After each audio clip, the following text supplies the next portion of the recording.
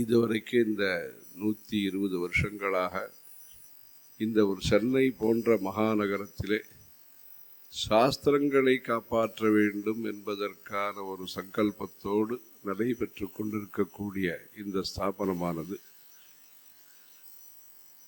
பல துறைகளிலே நல்ல வித்வான்களை தயார் செய்து இங்கேயே படித்தவர்கள் இங்கேயே பிரின்சிபாலாக எல்லாம் வந்து இப்படி சாஸ்திரங்களுக்கான ஒரு முக்கியமான ஒரு ஸ்தானமாக இந்த மதுரபுரி சம்ஸ்கிருத கலாசாலா விளங்கி வருகிறது. சென்னையிலே பல ஸ்தாபனங்கள் லௌகீகமான படிப்பிற்காக இருக்கின்றன. ஆனால் நம்முடைய மக்களின் கலாச்சார பாரம்பரியத்தை நமக்கு உணர்த்தக்கூடிய சாஸ்திரங்களை காப்பாற்றக்கூடிய கலாசாலாவிலே முக்கியமான கலாசாலாவாக சென்னையினுடைய முக்கியமான பாரம்பரிய இந்த ஞானத்தை காப்பாற்றக்கூடிய வளர்க்கக்கூடிய ஸ்தாபனமாக நம்முடைய பெரியவர்களுடைய ஆசையோடு இந்த சென்னபுரி மதுரபுரி சம்ஸ்கிருத கலாசாலா மயிலாப்பூர் விளங்கி வருகிறது. ஆகவே இங்கு ஊர் வளர்ந்து வருகிறது. புதிய விரிவாக்கம் எங்கேருந்தோ ஆரம்பித்து எங்கேயோ வரைக்கும் அது ஆந்திரா எல்லைக்கு கிட்டத்தட்ட போயின்னு இருக்கு. அது இந்த ஊருங்கிறது அந்த பக்கமும் சரி விரிவடைந்து வருகிறது. இந்த பக்கம் சமுத்திரம் இருக்கிறது. அந்த சமுத்திரத்தினுடைய காற்று இவ்வளோ பெரிய ஊர்லேயும் கொஞ்சம் சம்மர்தம் இல்லாமல், அது ஸ்வேதம் இல்லாமல் கேதம் இல்லாமல் இருப்பதற்கு அந்த சமுத்திரம் உபயோகப்படுகிறது. ஸ்ரமாபனோதனம் இளைப்பாறுவதற்கான இடமாக இந்த சமுத்திரம் விளங்கி வருகிறது. ஆகவே இந்த கருட சயனம் மற்ற வியூகம் என்றெல்லாம் சொல்வார்கள். அதுபோன்று இந்த சமுத்திர தீரத்திலே இந்த சென்னை மாநகரம் வளர்ந்து வருகிறது. அது நிறைய மாடி எல்லாம் கூட பம்பாய் மாதிரி முன்னாடியெல்லாம் இந்த மாதிரி மாடி கட்டடம் 1-2 சிலது இருக்கும். இப்போ இதுதான் அதிகமாக இருக்குது. தனி வீடுங்கிறது அது குறைச்சலாக தான் இருக்குது. இப்போ பாம்பே மாதிரி இது வளர்ந்துட்டுருக்கு. அந்த காலத்தில் காசியை பற்றி சொல்லும் பொழுது ஒரு கவி சொன்னார், காஷி சகாஷி பவத் இந்திரகேக சௌதாகிரபாகா பகுசக்தி நாகா என்பதாக ஒரு கவி. அவ்வளோ மாடியெல்லாம் இருக்குது, காட்டு, அதை பற்றியெல்லாம் வர்ணித்து அது சொர்க்கத்துக்கு பக்கத்தில் இருக்கிற மாதிரி உயரமான கட்டடங்கள், கோபுரங்கள் போன்ற கட்டடங்கள் என்று. அந்த மாதிரி சென்னை நகரம் எண்ணிக்கையிலேயும் பல துறைகளிலேயும் வளர்ந்து வரக்கூடிய இந்த நிலையிலே கலாச்சாரம் என்பது மக்களுக்கு முக்கியமான தேவைகளிலே ஒன்றாக உணரப்பட்டும் வருகிறது. அதனுடைய வஸ்துஸ்திதி இருந்தாலும், உண்மை அப்படி இருந்தாலும், அதை உணரக்கூடிய நேரத்திலே தான் அதற்கான ஆதரவும் ஆர்வமும் பெருகும். ஆகவே மக்கள் மத்தியிலே நம்முடைய கலைகளை நாம் பாதுகாக்க வேண்டும். குழந்தைகளுக்கு நாம் சங்கீதம் சொல்லித்தர வேண்டும், சம்ஸ்கிருதம் சொல்லித்தர வேண்டும், நாட்டியம் போன்ற கலைகளை பயிற்றுவிக்க வேண்டும், அரங்கேற்றம் செய்ய வேண்டும். அந்த புதிய விளையாட்டுகளோடு அந்த பஞ்சதந்திர கதைகளையும் கேட்க வைக்க வேண்டும். இவர்கள் சொன்னார்களே, அதுபோன்று புதிய விளையாட்டு முறைகளையும் பழைய பழக்கத்தில் இருந்த இந்த யோகாசனம் அது போன்ற புதிய இந்த நாட்டுப்புற விளையாட்டுகளையும் நாம் கற்றுக்கொள்ள வேண்டும். இந்தியா என்பது ஒரு திறமையான தேசம்தான். இந்தியா என்பது வளமான தேசம்தான். இந்தியா என்பது சரியாக யோசிக்கக்கூடிய தேசம்தான். இந்தியா என்பது மக்களுக்கு தேவையானவற்றை உணர்ந்த தேசம்தான் என்றெல்லாம் நம்முடைய இந்தியாவிலே உருவாக்கப்பட்ட இந்திய முனிவர்களால் வளர்க்கப்பட்ட என்ன அறிவு இருக்கிறதோ, வானசாஸ்திரமோ ஆயுர்வேதமோ கலைகளோ என்ன இருக்கின்றனவோ, இவைகளெல்லாம் இந்த பாஞ்ச பௌத்திகமான சரீரத்தினுடைய சரியான வளர்ச்சிக்கு, சரியான சிந்தனைக்கு உரமாக விளங்குகின்றன, ஊக்கத்தை அளிக்கின்றன என்கிற ஒரு சுய நம்பிக்கை நம்முடைய சமுதாயத்திலே வளரத் தொடங்கி இருக்கிறது. ஆனால் அந்த தேவைகளை, அன்றாட தேவைகளோடு ஆன்மீக தேடலையும் பூர்த்தி செய்யக்கூடிய ஒரு கல்வி அமைப்பு, ஒரு கல்வி ஸ்தாபனமும் மக்களுக்கு தேவைப்படுகிறது. ஆங்கிலமும் நன்றாக படிக்க வேண்டும், கணிதமும் நன்றாக படிக்க வேண்டும், வேலை வியாபாரத்தையும் சிறப்பாக செய்ய வேண்டும், அதே சமயத்திலே பக்தியோடு வாழ வேண்டும். இந்த தேசத்தினுடைய அருமை பெருமைகளை அதனுடைய மொழியிலேயே தெரிந்து கொள்ள வேண்டும். மொழிபெயர்ப்பின் மூலமாக தெரிந்து கொள்வது என்பது ஒன்று. அதனுடைய மூல பாஷை என்ன இருக்கிறதோ, சம்ஸ்கிருதத்தின் மூலமாக பகவத்கீதையை நேராக பயின்று அதனுடைய சாராம்சத்தை, அதனுடைய விஷய அட்டவணையை முதல்ல தெரிந்து கொண்டு, பிறகு அவரவர்களுடைய சக்தி, சாமர்த்தியம், விருப்பத்தின் அடிப்படையிலே ஏதாவது ஒரு கலையிலே ஒரு பாண்டித்யம், நைபுண்ணியத்தை சம்பாதிக்க வேண்டும். வெளிநாட்டிலே மேஜர் மைனர் என்றெல்லாம் படிப்புகளிலே சொல்கிறார்கள். இதை முக்கியமாக படிக்கிறோம், இதை துணை பாடமாக படிக்கிறோம் என்றெல்லாம் ஒரு டிகிரி என்கிற அளவிலேயும் அப்படி இருக்கிறது. இங்கு ஒருங்கிணைந்த இந்த முயற்சியின் மூலமாக நேரம் மிச்சப்படுகிறது. ஏனென்றால் வாகன நெரிசல், வாரத்திலே மியூசிக் கிளாஸ் எத்தனைங்கிறது அங்கங்கே வாத்தியார்களிடத்திலே தெரிந்து கொள்ள வேண்டும். சம்ஸ்கிருத கிளாஸு எந்த அளவுக்கு, அது ஆன்லைனில் படிக்கிறது சௌரியமா, நேரடியாக படிக்கிறது சௌரியமா, அதை பற்றிய ஒரு சைக்காலஜி ஆராய்ச்சிகள், இதன் மூலம் மக்கள் சக்தியை இழந்து விடுகிறார்களா, தாரணா சக்தியை இழந்து விடுகிறார்களா, அல்லது உடம்பிலே சோர்வு ஏற்படுகிறதா?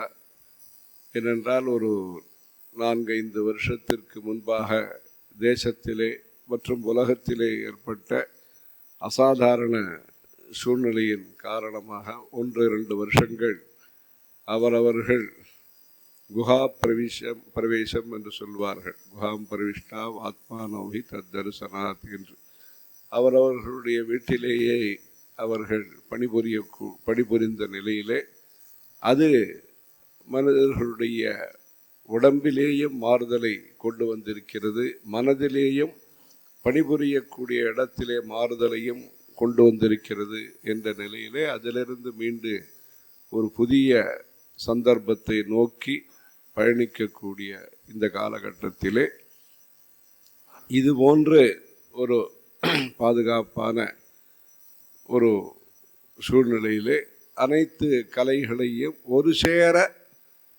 பயிற்றுவிக்கக்கூடிய ஒரு புதிய பரீட்சா முறையிலேயான, பரீட்சா முறை வேறு, பரீட்சார்த்தமான ஒரு முறையிலே இந்த ஒரு கல்விக்கூடத்தை ஆரம்பித்து உங்களுடைய முயற்சிக்கு தைரியத்தை அளிக்கும் விதமாக 60 மாணவ மாணவிகளும் உங்களை உற்சாகப்படுத்தி, நீங்கள் படிப்பு சொல்லிக் கொடுத்து உற்சாகப்படுத்துறது ஒன்றும், புதிய ஒரு கல்வி ஸ்தாபனத்திலே முதலாக இதை ஏற்று இங்கு அனுப்பி வைத்திருக்கக்கூடிய பெற்றோர்கள், பயிலக்கூடிய இந்த மாணவ மாணவிகள், ஆகவே இந்த முயற்சிக்கு பெற்றோர்களும் அந்த மாணவ மாணவிகளும் உறுதுணையாக இருந்து வருகிறார்கள். இந்த பிரார்த்தனா கீதத்தை சிறப்பாக அவர்கள் உச்சாரணம் செய்தார்கள்.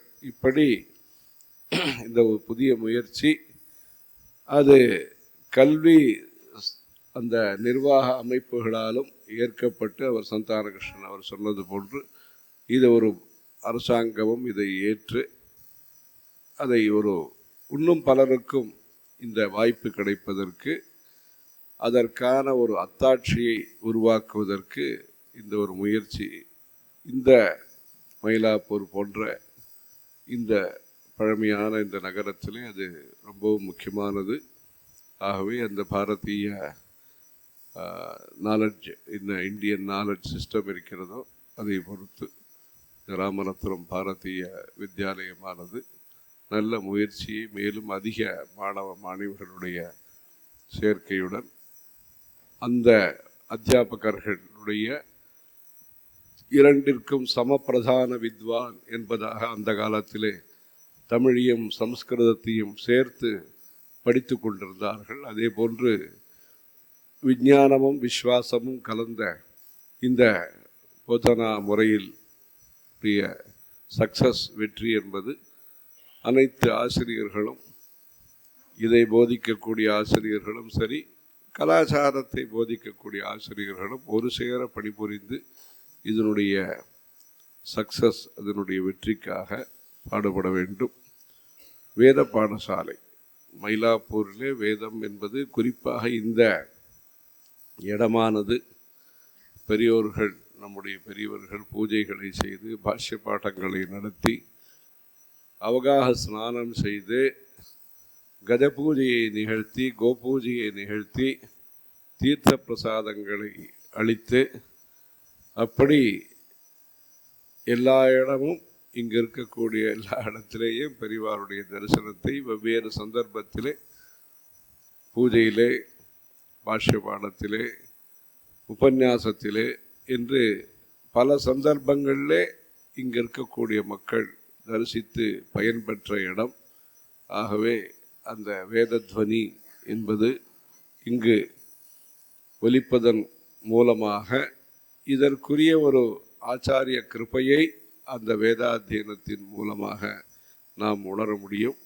அதற்காக இந்த அத்தியாபகர் மூலமாக இந்த ஒரு ஏற்பாட்டினை செய்திருக்கிறார்கள். அதுவும் நல்ல முறையில் நடந்து கொண்டு வருகிறது. அதற்கான பல்வேறு பாடசாலைகள் இருப்பதன் நடுவிலேயும் இந்த அளவுக்கு வித்தியார்த்திகள் சேர்ந்திருப்பது அதுவும் ஒரு முக்கியமான விஷயம். ஏன்னா யாரோ ஒருத்தர் சொன்னார், ஒரு 8 பேர் தான் வேத பாடசாலையில் இருக்கான்னு ஒரு தடவை சொன்னார். இன்னொருத்தர் வேத பாடசாலைக்கு வித்தியார்த்திகள் வேணும்னு சொன்னார். நீங்கள் உறக்க சொல்லாதீங்க, இருக்கிற 8ல் 2 பேர் அப்படின்னு சொன்னோம். ஆகவே சென்னையிலே பல பாடசாலைகள் நடைபெறுகின்றன.